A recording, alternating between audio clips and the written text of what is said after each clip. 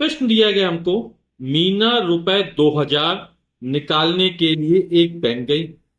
उसने खजांची से रुपए 50 तथा रुपए 100 के नोट देने के लिए कहा।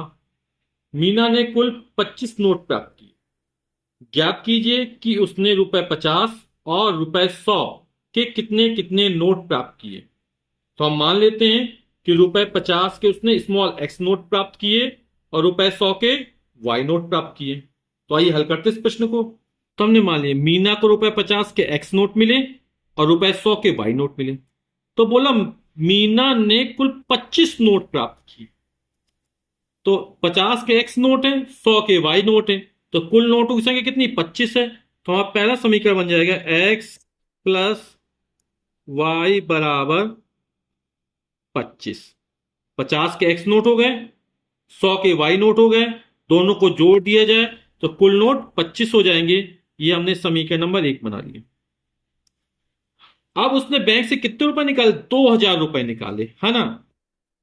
तो इसको कैसे करेंगे, एक्स नोट है कितने, 50 के, तो 50 के एक्स नोट निकले तो 50 गुणा एक्स कर देंगे। ठीक है। 100 के कितने नोट निकले, तो 100 गुणा वाई निकला, है ना। मतलब 50 के 3 नोट निकले, 50 गुणा 3 150 हो जाएगा। इसके 5 निकले तो हमने एक्स और वाई के मान माने, है ना। क्या करेंगे, 50 के कितने नोट एक्स निकले तो 50 गुणा एक्स हो जाएगा। 100 के वाई नोट निकले तो 100 गुणा वाई हो जाएगा। इन दोनों नोटों को जोड़ दिया जाएगा तो कुल कितने रुपए मिले, 2000। तो यहां आप लिख देंगे 2000। ठीक, समझ गए ना आप लोग। तो हो जाएगा 50x प्लस 100y बराबर 2000। अब पूरे 50 का भाग कर दे, है ना, तो समीकरण कुछ सरल हो जाएगा। तो 50 का भाग करोगे तो बचेगा x प्लस 50 दूनी 100, 2y, 50 चौक 200, ये 40। इसको मान लेंगे समीकरण नंबर 2। हमने क्या किया, पूरे में 50 का भाग कर दिया। सुविधा के लिए दोनों समीकरण एक साथ लिख लेते हैं, है ना। नहीं तो क्या है, यहां y है, यहाँ 2y है, यहाँ x है, यहाँ x है। तो x के जो गुणांक है वो बराबर है ना। चिन्ह समान है। जब चिन्ह प्लस प्लस या माइनस माइनस होते हैं तब घटाना पड़ता है ना। और जो समीकरण घटता है उसके चिन्ह बदल जाते हैं। तो समीकरण एक साथ लिख लेते हैं। अब क्या करते हैं, दोनों समान चिन्ह प्लस प्लस के, है ना।